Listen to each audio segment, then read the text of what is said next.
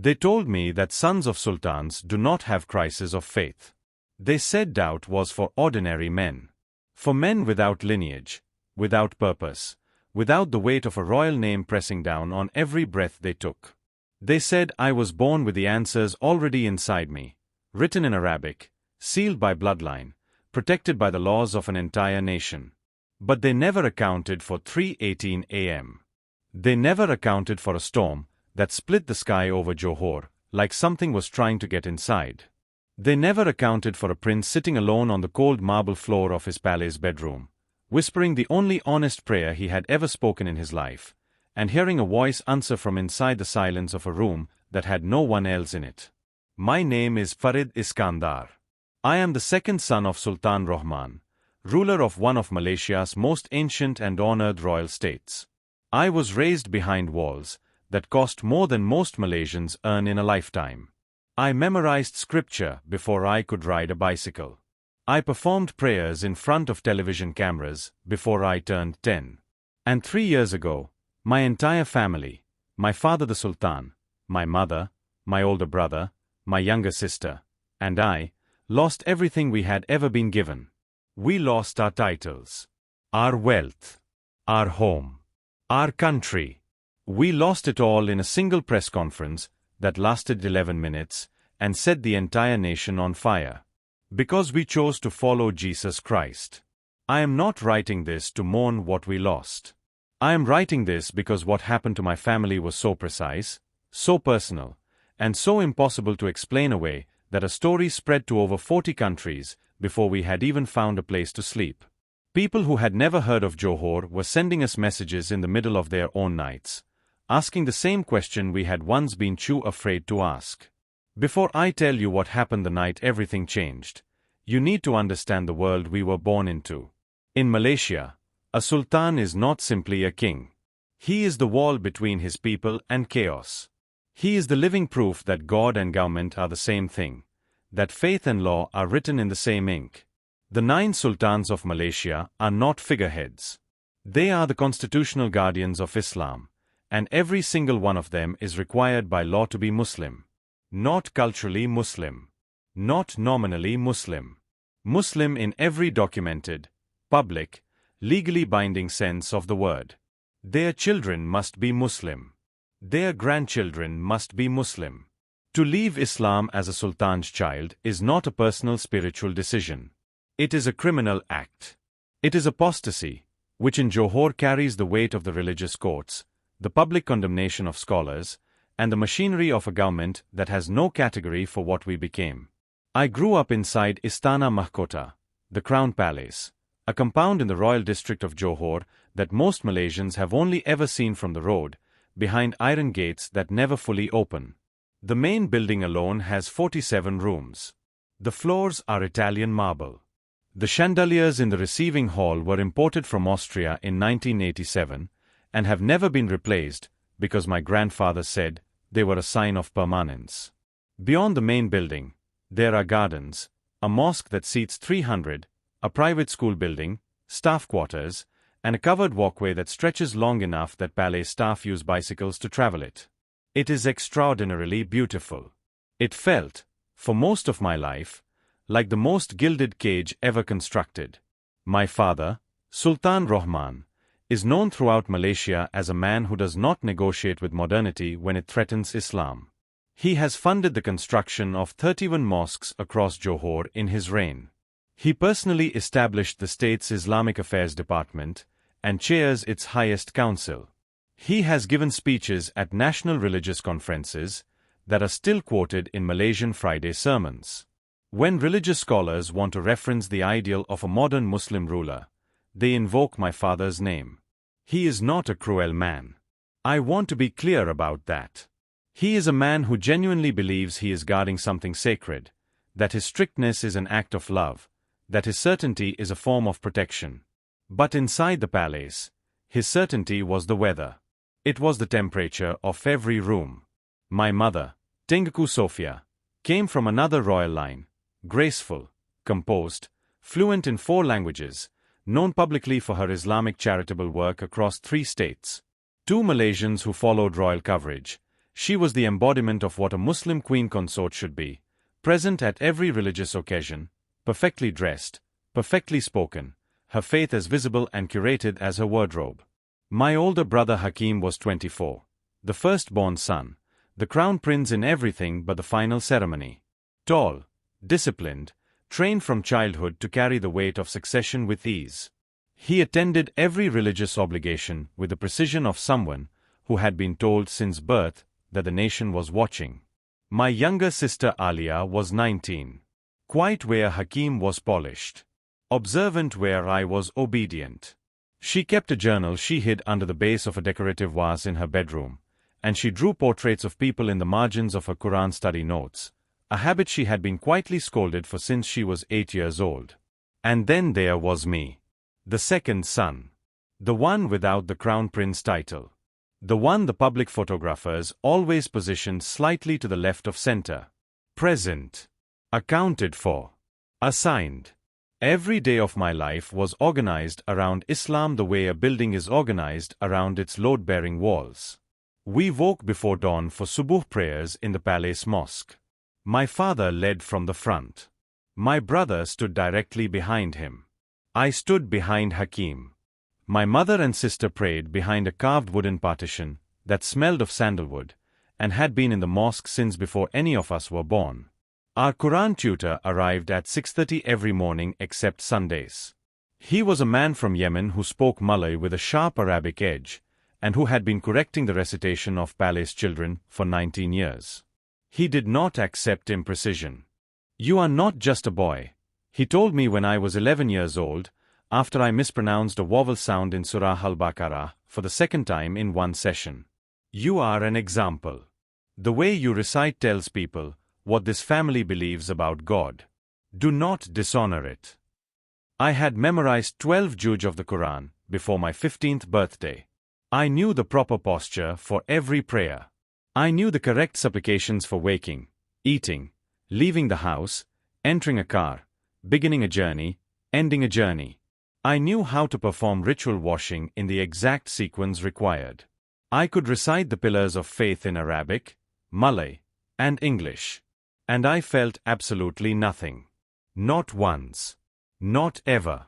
I would stand in the palace mosque in the pre-dawn dark, performing every movement with the precision my tutor had drilled into me, and I would feel the same thing I felt staring at the mosque's white walls. Nothing. A polished, empty, echoing nothing. I would fast through Ramadan, and when the hunger became sharp and the other boys in my study group spoke about feeling spiritually close to God during their fast, I would nod and say something careful and wonder privately what was wrong with me. I would give to charity. I would attend religious ceremonies. I would listen to scholars speak about the nearness of Allah to those who seek Him, and I would think, I have been seeking my entire life. I have performed every instruction. I have said every word.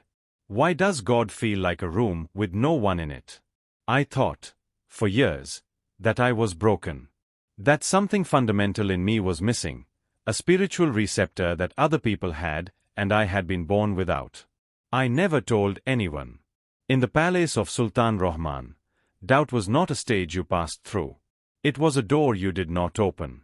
And then, on a night when the rain came down like the sky was trying to say something, I opened it. But before that night, there were 10,000 ordinary ones. Mornings in the palace began before the sky decided what color it wanted to be. A staff member, always the same woman, always in the same pale blue uniform, would enter my room at 5:15 and draw the curtains open without a word. She never made eye contact. None of the staff did. Eye contact implied familiarity, and familiarity implied equality, and inside Istana Mahkota, the architecture of hierarchy was as load-bearing as the marble pillars holding up the roof. I would dress in the dark, walk the corridor to the palace mosque, pray, then breakfast, then the Quran tutor, then lessons, then royal etiquette instruction, how to sit, how to greet dignitaries, how to receive bad news without letting your face say anything your father had not approved, then public appearances when required, which was often.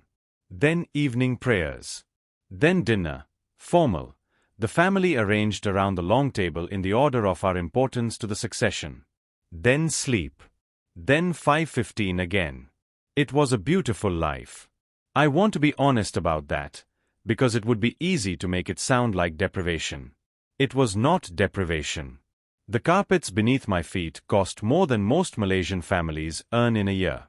The food at our table came from 4 countries. When I traveled with my father for state visits, I slept in suites that had their own suites inside them.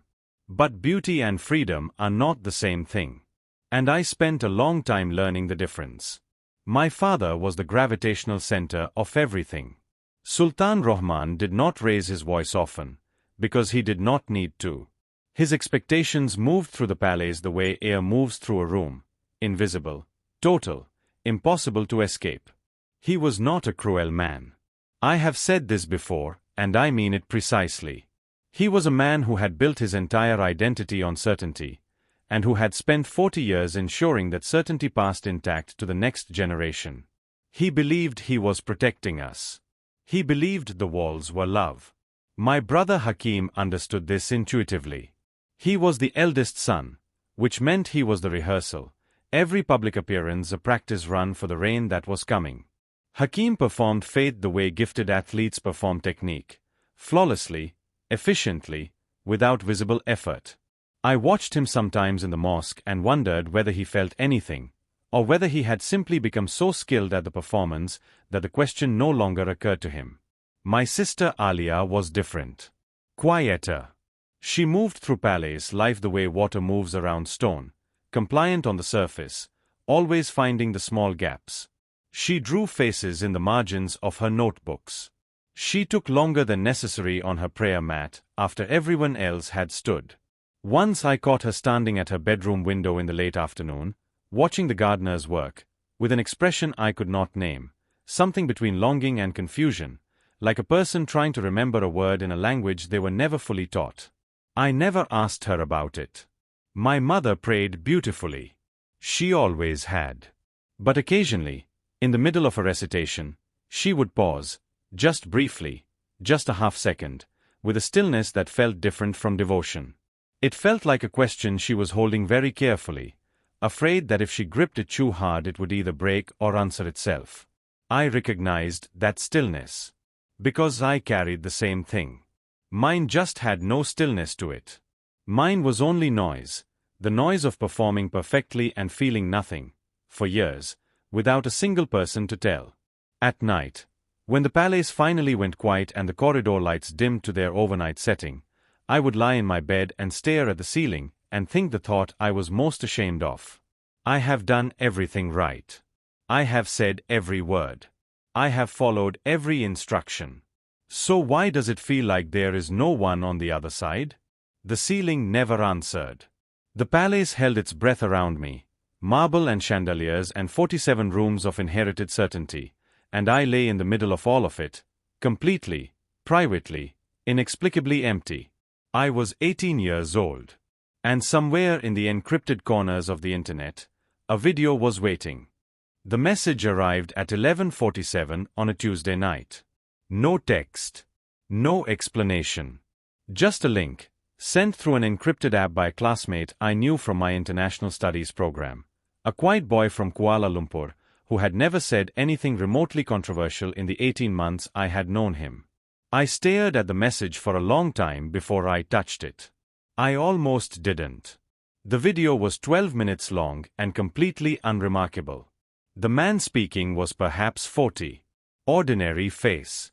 Ordinary voice. He sat in a plain chair against a plain wall, and spoke in Malay, with the unhurried manner of someone recounting something that had happened a long time ago, and had since settled into certainty. He was a former Muslim, he said. He had prayed 5 times a day for 30 years. He had fasted every Ramadan. He had performed Umrah twice. And he had felt, he said, absolutely nothing. My hands went cold. He described standing in prayer, and feeling like he was speaking into an empty room. He described the private shame of performing faith correctly, and experiencing no faith at all.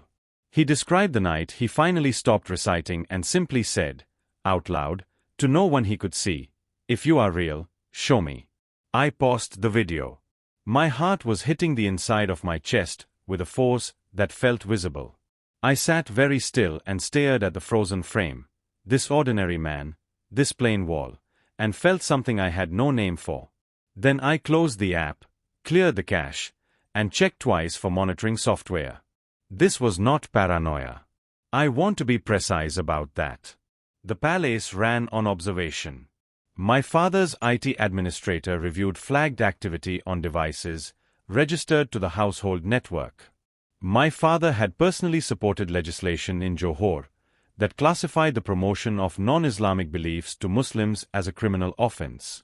For an ordinary Malaysian, the consequences of apostasy meant religious court, mandatory counseling, potential imprisonment. For a sultan's son, it meant the end of everything, publicly, legally, permanently. It meant my father's entire legacy rewritten as failure. It meant the religious scholars who quoted him in Friday sermons going silent. It meant the 31 mosques with his name on the dedication plaques becoming complicated monuments. I understood this completely. I watched the video again the following night. Days passed. Then a week. I kept returning, not to the man, but to the specific words he had used. The emptiness. The performance. The absence of presence. He had named the thing I had spent years trying to convince myself did not exist. I started searching carefully. Slowly. Encrypted browser. Cleared history. Different network. I found a translated passage from the Book of John. I read it 3 times. The words were direct in a way that felt almost impolite, not the formal, elevated language of the Quran, but something that read less like scripture and more like a letter written specifically to someone sitting alone in a room that felt empty. I am the way, the truth, and the life. I did not know what to do with that sentence. I read it again. I found another testimony. Then a prayer, not memorized, not ritualized, just a man speaking honestly to God in his own words. The informality of it should have felt wrong. It didn't. What I felt, in those late nights, was not peace. It was war. Guilt that I was watching. Fear that I would be seen. Shame that 18 years of correct belief had led me here, hungry for something I could not even name, in the dark of a palace that had never once asked whether I was full. But underneath all of it, quieter than the fear, steadier than the shame, something else. A hunger that had been there my entire life. And for the first time, the faint, terrifying sense that somewhere, something had heard it. 3 months after the video, the storm came. I had not slept properly in 4 days. Not because of nightmares, because of the opposite. Because every time I closed my eyes, the quiet inside my head became loud with questions I had no sanctioned language for. I had been carrying them alone, the way you carry something heavy by telling yourself the weight is normal until your arms begin to shake. That night, the sky broke open over Johor. Lightning turned the palace grounds white every few seconds.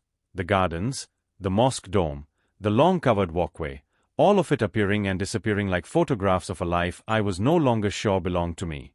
Rain hit the windows with a force that sounded like accusation. The palace, which usually absorbed all sound into its marble and its carpets and its 47 rooms of careful silence, felt for once small against the weather. I sat on the edge of my bed in the dark and did not reach for the light. I had performed thousands of prayers in my life. What I did next was not a prayer.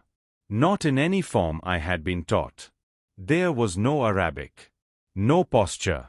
No sequence. I did not wash my hands first. I did not face the correct direction. I just spoke. God. The word came out barely above a breath. If you are real, show me. That was all. 7 words, spoken to a dark room in a storm, by a prince who had spent 18 years saying all the right things to what felt like no one. The difference between those 7 words and every prayer I had ever performed was the difference between reading a speech and telling the truth. My hands were shaking. I was aware, distantly, that what I was doing had no dignity in it whatsoever. No formality. No royal bearing. It was the most honest thing I had ever said in my life. The air changed. Not dramatically. Not with light or sound or anything my father's scholars would have recognized as divine. Just a shift.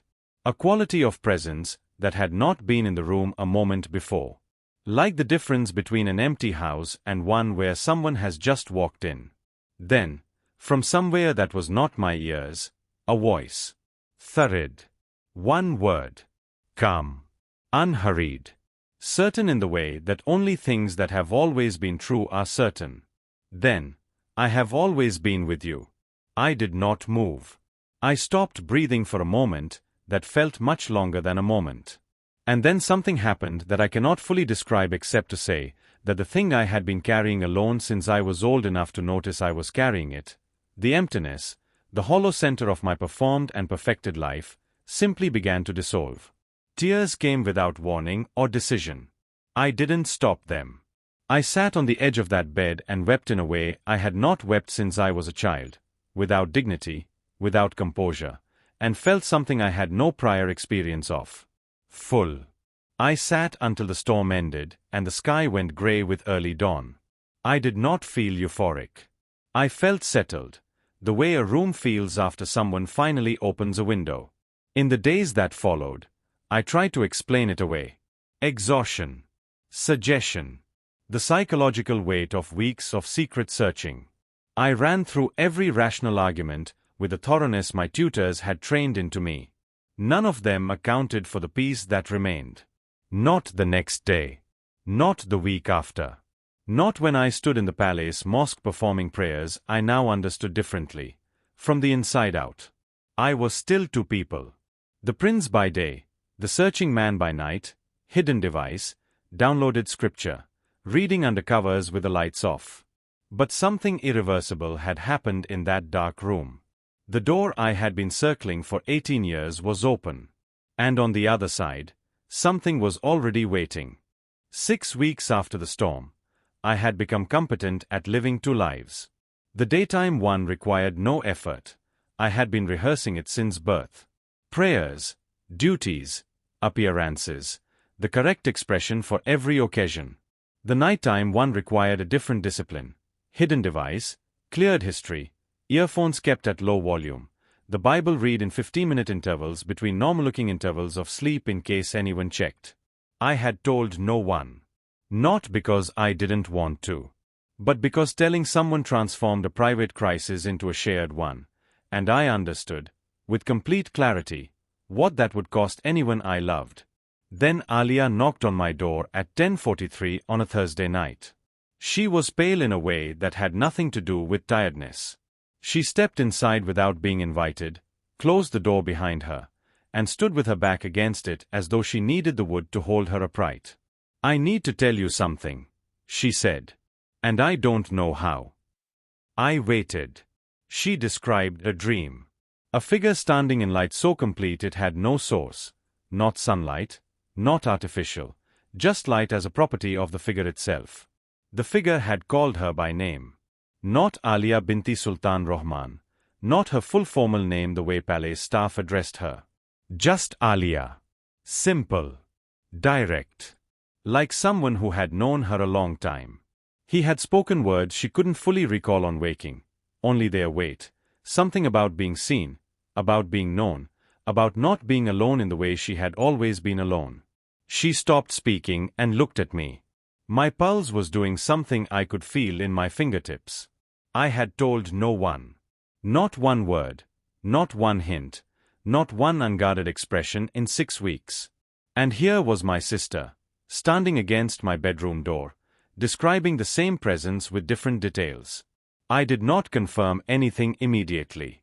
I asked questions, careful, indirect, the way you test eyes before trusting your weight to it. What did the figure look like? What did the words feel like? Had she felt afraid? No, she said. That was the thing she couldn't explain. She had felt, for the first time in memory, completely at rest. Her answers kept lining up. Eventually I stopped asking questions and simply told her the truth. The conversation that followed was the first honest one I had ever had inside these walls about faith. Not recitation, not theology, not the performance of belief, but the actual living question of whether God was real and knowable and present in a way neither of us had ever been permitted to wonder about out loud. We whispered, though we were alone. The Palais had made us cautious in our own bedrooms. I had always known Alia was different. She felt things the rest of us had been trained to contain. She kept a journal hidden beneath a decorative panel in her wardrobe. I had known about it for years and never mentioned it. She drew portraits of strangers in the margins of her study notes. She had been quietly, persistently asking questions since childhood that she'd learned, by small corrections and redirected conversations, to stop asking aloud. Her dream was not her crisis beginning. It was her crisis finally having somewhere to land. We agreed on terms before she left. No shared devices. No written record. We would use the private language we had invented as children, a half-Malay, half-invented vocabulary the Palais staff had always found amusing and never understood. Two people now carried the secret. I felt the weight of that double immediately. At dinner the following evening, my father spoke about an address he was preparing for the National Islamic Council, something about the urgency of protecting Malaysian Muslim identity from outside influence. I watched him across the long table. He was precise and certain and completely unaware. And I loved him, and I was afraid of him, and I understood for the first time that the man I was becoming was going to break his heart. 4 months passed. On the surface, nothing changed. The Palais ran its routines with the precision my father had always required. Prayers at the correct hours. Meals at the correct times. Public appearances scheduled, attended, and documented by the Palais Communications Office with their usual efficiency. But something had shifted in the quality of the silence. I noticed it first at Subuh prayers. Hakim, who had always moved through the prayer sequence with the fluid automation of someone who had performed it 10,000 times, began pausing, barely perceptibly, a half-second longer in prostration than necessary. My mother's eyes, which usually stayed correctly lowered, sometimes drifted to a point on the wall that had nothing on it. Alia and I never looked at each other directly during prayers. We had agreed on that. And my father sometimes stood after the final salam with his hands open in his lap, staring at nothing, long after everyone else had risen. Nobody mentioned any of it. The Palais had always been a place where the unspoken was loud-bearing. Hakim came to me on a Wednesday afternoon in the 3rd month, while the rest of the household was occupied with preparations for a state visit. He closed my door and stood in the center of my room with his arms crossed, not defensively, but like a man holding himself together through structural effort alone. Hakim had always been the composed one. Watching him search for how to begin was like watching a building develop its first visible crack. His journey, he told me, had not begun with a dream or a voice or a storm. It had begun with a footnote. A footnote in an academic text on early Islamic historiography that had referenced a disputed account. He had pulled that thread, carefully, academically, the way he approached everything, and it had led him to other threads, and those to others, until he found himself in a place his education had given him no map for. He had been researching privately for 7 months. He had questions that the scholars his father trusted had never adequately answered. He had arrived, by pure intellectual honesty, at the same edge the rest of us had reached by other roads. "I don't know what I believe anymore," he said quietly. "And I think that's the most truthful thing I've said in years." He was the crown prince. The heir. The one whose defection cost the most and meant the most, and would be used against my father most publicly. He said it anyway. I told him what I could. He listened without interrupting. When I finished, he was quiet for a long time. "I need to keep reading," he said finally. "I know," I said. He nodded once and left. We did not embrace. But something had passed between us that had never passed before, the particular relief of being seen by someone who understood the full weight of what you were carrying. My mother found me in the garden 2 weeks later. She sat beside me on the stone bench near the fountain my grandfather had installed in 1974, and for a while neither of us spoke. She had the manner of someone who had been rehearsing an approach and abandoned it at the last moment for honesty. She told me that for the past several months, she had stopped reciting during her private prayers. Not stopped praying, stopped reciting. She had been speaking instead, in her own words, in Malay, the way you speak to someone sitting across from you. She felt, she said, slightly foolish describing it. But something had changed. The prayers had stopped feeling like transmissions sent into empty air. Something had begun feeling present. She did not use any name for it. She described it carefully, from the outside, the way you describe something fragile you are afraid to drop. I asked her gentle questions. She answered them. I opened a door as carefully as I knew how, and she walked through it with the quiet certainty of someone who had been standing outside it for a very long time. She held my hand once, briefly, before she went inside. My father said nothing. He disappeared instead. Long walks through the palace grounds at hours he had never walked before. Extended sessions in his private prayer room that his attendant reported, to no one specifically, had begun lasting 2 and 3 hours at a stretch. He arrived at a charity gala in Kuala Lumpur in the 5th month, with a remoteness behind his eyes that the state photographer caught in 3 frames, and that the palace communications office quietly ensured did not appear in the official release. His certainty, the fixed star everything in this family had navigated by, had gone dark. Nobody named it. Everybody felt it. He called us to his private chamber on a Tuesday night in the 6th month. No staff. No attendants. He waited until the last footsteps had faded down the corridor before he spoke. His hands, folded on the table, were trembling. For the first time in my life, Sultan Rahman said, I feel like I do not truly know God. The silence that followed was the longest I have ever sat inside. Hakim exhaled, slowly, carefully, like a man releasing pressure he had been holding for months. Alia's eyes filled without her moving a muscle in her face. My mother lowered her head in a single nod, small and certain, the nod of someone finally hearing a sentence they have been waiting years for someone else to say first. I could not speak. My heart was too loud. My father, the man who built 31 mosques, who chaired national councils, whose certainty had been the weather of my entire life, sat at the head of his table and looked, for the first time, like someone asking a question rather than guarding an answer. We began meeting after midnight. Sultan Rahman's private chamber. No record, no devices, the door bolted from inside. We read together. We asked questions out loud that none of us had ever been permitted to ask. We prayed, haltingly at first, in our own words, in the dark. We were not yet anything we had a name for. We were only, finally, honest. In Malaysia, for a royal Muslim family, that was already the most dangerous thing we could be.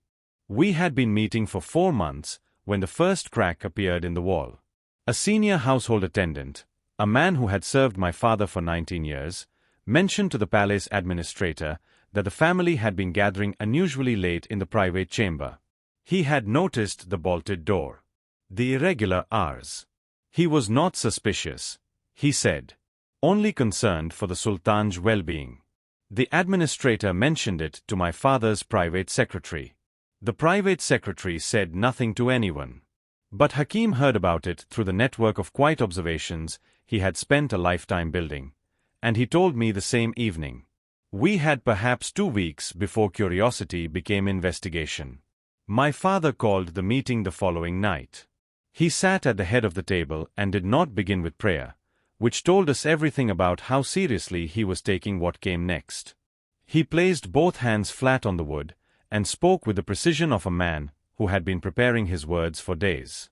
He laid out the consequences without softening a single one. Title revocation, his, Hakim's, all of ours, by formal royal decree that could not be appealed. Legal proceedings under Johor's religious courts, where apostasy carried sentences of imprisonment and mandatory rehabilitation. The freezing of assets pending legal review. The immediate withdrawal of all state protection. The end of every political alliance, every social relationship, every institutional connection the family had accumulated across 4 generations of rule. He described friends who would not take our calls. Scholars who had quoted him for decades, who would issue public condemnations before the week was out.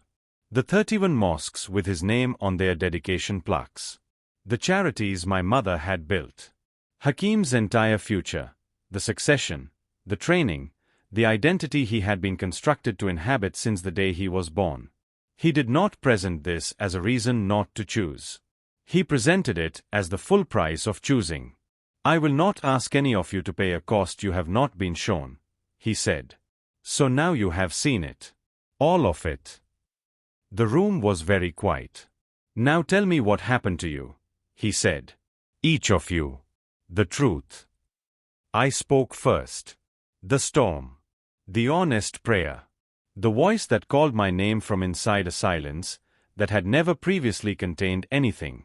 I had described it to Alia months ago, but never aloud in a room with my father sitting 3 feet away. Saying it there, in that context, made it feel more real and more irreversible simultaneously. Alia described her dream. The figure in the light. Her name spoken simply, the way only someone who truly knew her had ever spoken it. Hakim spoke slowly, in the careful language of a man who had arrived at conviction through evidence rather than encounter. 7 months of research. Questions that the tradition he had been raised in could not answer without contradiction. An intellectual honesty that had cost him more sleep than he had admitted to anyone. My mother spoke last among us, and most quietly. 40 years of prayer, she said. 40 years of correct, faithful, devoted recitation. And then the night she stopped reciting and simply spoke, and for the first time in 4 decades felt that the room she was speaking into was not empty. Then my father. He had been building mosques, he said, since he was 26 years old. He had given his life to the proposition that God was present, powerful, and close to those who followed the prescribed path. And in the 6th month of his private searching, alone in his prayer room at 2 in the morning, he had stopped performing and asked the same question his second son had asked in a storm. The answer, he said, had not come in Arabic. 5 people. 5 different roads. The same presence at the end of each one. Hakim did not speak immediately when my father finished. We gave him the silence because he had earned it. He sat with his elbows on the table and his hands over his mouth, and we watched him carry the full weight of what he was being asked to set down. He was not doubting the truth of what he had found. He was measuring, with complete honesty, the size of what choosing it would cost. The crown. The succession. The identity that had been built for him before he could walk. He sat with it for a long time. Then he lowered his hands. I know what I believe, he said quietly. I have known for months. I was waiting to see if anyone else would say it first. He looked at my father. I think I was waiting for you. My father nodded once. Then he said the sentence that ended the debate. I would rather be unknown and right than be known and hollow. We prayed together for the first time, without any form we had been taught. My father began. His voice was steady. God, if I have spent my life serving a version of you that was smaller than you are, I am sorry. I am not sorry for seeking. I am sorry it took me this long to seek honestly. I ask you now, as a man with nothing left to protect, show me what is true, whatever it costs. My mother, I have been speaking to you for months and I believe you have been answering. I say yes to whatever this is. I say yes. Hakim, I came here by evidence. I stay here by choice. I know what I am giving up. I choose this anyway. Alia, barely above a whisper, you called my name. I'm here. I said what I had said in the storm, because it was still the most honest thing I knew. If you are real, I believe you are real. I believe you have always been with me. I say yes. The room was very still. We woke the next morning in the same palace. The same marble floors. The same staff moving through the same corridors at the same hours. At breakfast, I watched my father pour his coffee. He looked lighter, not unburdened, because the weight of what was coming had not decreased, but different in the way a person looks when they have stopped fighting something and started carrying it instead. We were the same people in the same rooms. And we were completely, irreversibly changed. The question was no longer whether the world would find out. Only when. And how loud it would be when it did. My father told us on a Monday morning. He gathered us before the household woke, in the private chamber where we had been meeting for months, and said he had scheduled a press conference for Thursday. Hakim went very still. My mother closed her eyes briefly. Alia looked at me and then back at our father without expression, the palace face, automatic even now. We agreed we would have more time, Hakim said. We agreed we would choose, my father said. We have chosen. Time is not a form of honesty. He explained his reasoning in the same plain language he had used to lay out the consequences 3 months earlier. Living hidden contradicted the very thing he had found. A faith built on truth could not be introduced to the world through concealment. He had spent his life as a public man. His conversion was not a private matter he could manage quietly. And there was this. The palace attendants' questions had not stopped. The window was closing whether they used it or not. He would rather walk through it standing up. Not everyone agreed on Thursday. We all agreed on the choice. The next 72 hours had a quality I have no precise word for. The surreal practicality of dismantling your own life with a calendar and a checklist. A lawyer arrived Tuesday evening through the garden entrance. He was a man my father had known for 30 years and trusted completely, which was the only credential that mattered now. He sat with us for 4 hours, and we signed documents that rearranged the legal architecture of who we were. What could be protected was protected. What could not was acknowledged. The statement was reviewed word by word. My father had written the first draft himself, alone, the previous weekend. We changed 3 phrases. The final version was 11 sentences. Arrangements were made for where we would go after, quietly, through channels the palace security service did not monitor. We packed what we could without making it visible. There is something particular about choosing which objects represent your life when you know you are leaving. My mother took a photograph. Hakim took nothing that I saw. Alia took her hidden journal and left everything else. I took the device with the downloaded Bible and left my royal wardrobe hanging in the closet in precise order, the way the staff had always maintained it. Wednesday night, none of us slept. The press conference was scheduled for 11 a.m. The room was the palace's formal reception hall, which my father had used for state announcements for 23 years. Journalists began arriving at 9:30. By 10:15, every seat was filled and the back wall was lined with cameras. There was the particular murmur of a press room that knows it has been called for something significant, but has not yet been told what. I watched from the side corridor as the reporters checked their notes and adjusted their equipment, and spoke in low voices to each other. They had theories, a health announcement, a political statement, a response to the regional governance controversy that had been circulating for weeks. No one had the correct theory. My father walked to the podium at 11:02. The room quieted faster than usual. He had a quality that morning that registered before he spoke, a stillness that was not the stillness of performance. He stood at the podium of the hall where he had announced policy and led ceremony and represented the Islamic authority of Johor for 2 decades, and he looked like a man who had already let go of all of it. He read the statement without hesitation. My family and I have spent the past year in a period of profound searching. We have discovered truths that have changed our lives forever. After much prayer, reflection, and collective discernment, we have chosen a new path of faith. We have chosen to follow Jesus Christ. The room did not erupt immediately. There was a single second of absolute silence, the silence of a room collectively failing to process a sentence, and then it erupted. Questions, simultaneous, from 40 directions. Camera shutters firing in continuous bursts. A journalist near the front stood without being recognized. My father did not take questions. He stepped back from the podium, nodded once to the room, and walked out. 11 sentences. 4 minutes and 30 seconds. The end of our royal lives, measured in real time. Within 2 hours, the chairman of the National Islamic Council had issued a statement calling for immediate legal proceedings. By early afternoon, 3 government ministers had spoken publicly. The religious courts of Johor announced a formal review before sunset. Former allies, men who had called my father weekly for years, men whose careers he had supported, men who had sat at our dinner table, issued condemnations before the day was out. Some of them did not contact us first. By evening, every major Malaysian news outlet had the story as its lead. By midnight, it had crossed into international coverage. Arab language networks in the Gulf. Christian media in the United States and South Korea.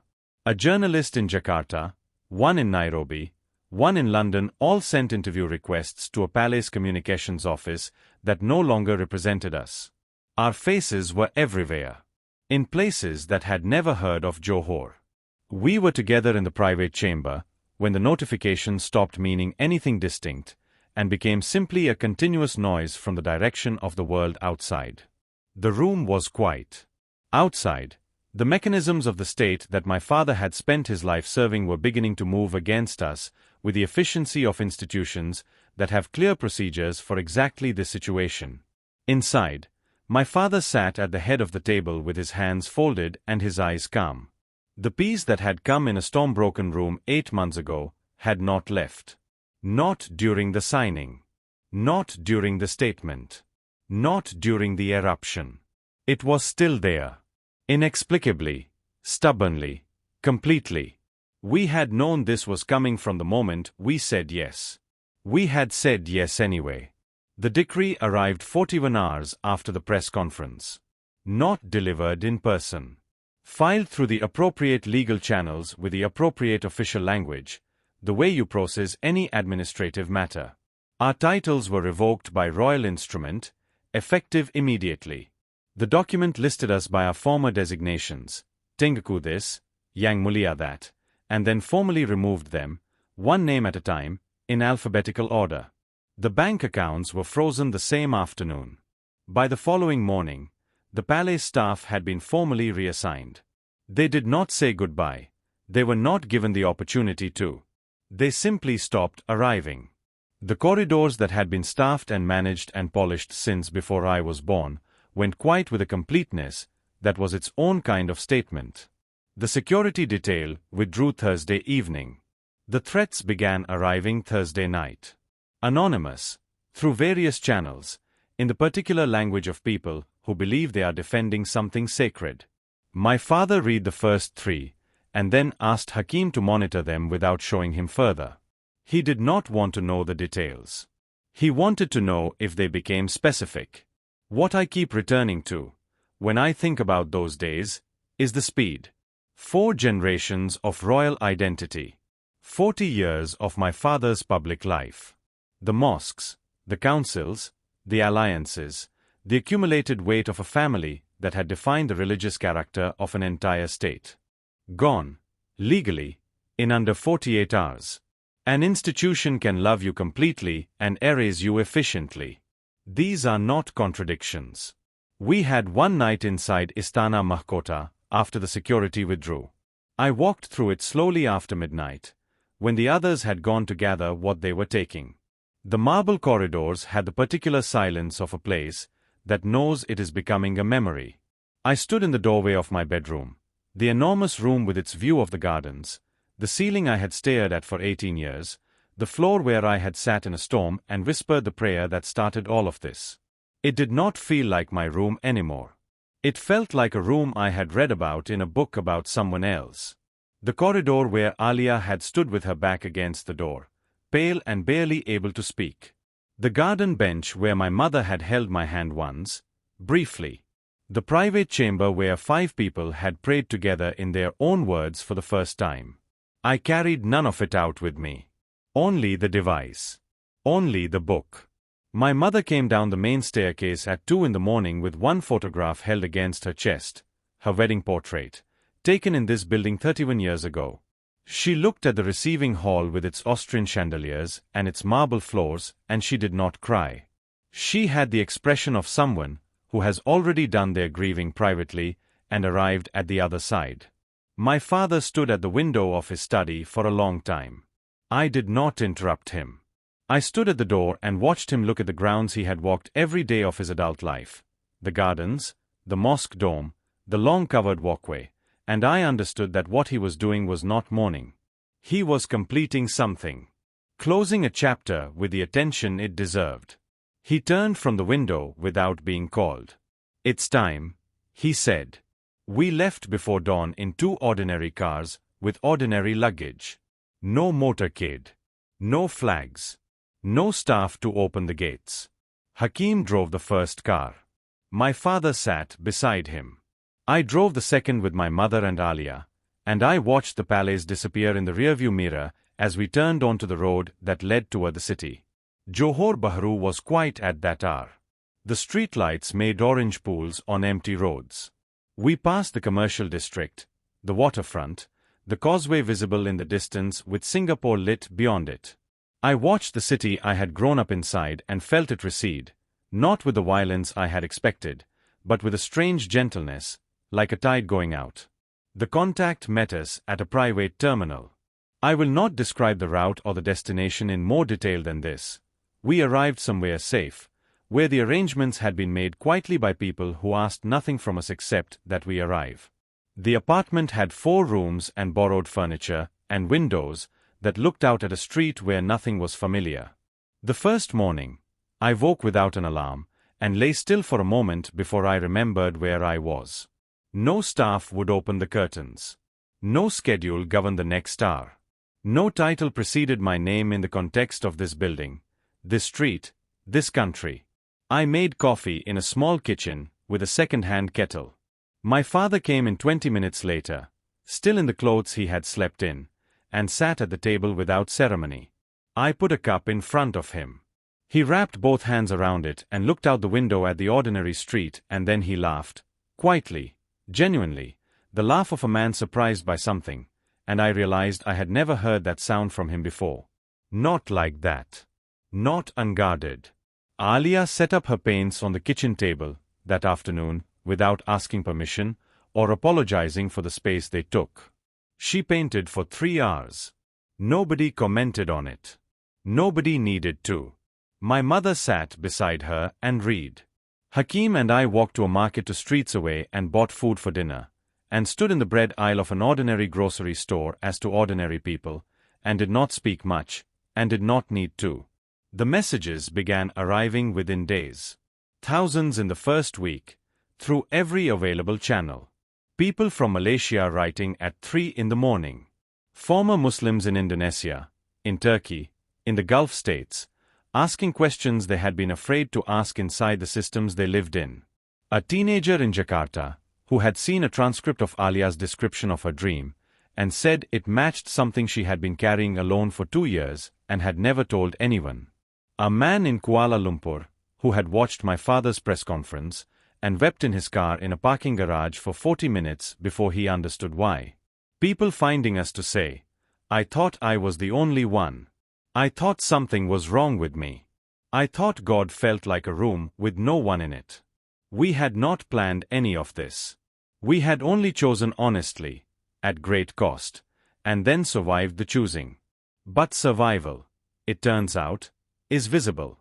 And visibility, in the right circumstances, becomes permission for others to survive due. Our fall became someone else's beginning. Many someone else. More than we will ever be able to count. I think often about 3:18 a.m. The storm. The cold floor. The 7 words spoken to a dark room by a prince who had performed faith correctly for 18 years and felt nothing, and finally, in the most undignified moment of his life, told the truth about it.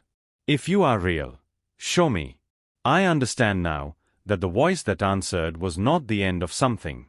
It was not the night my royal life collapsed, though it was that too. It was the night I became a person rather than a performance. The night the room that had always felt empty finally had someone in it. We do not have titles. We do not have a palace.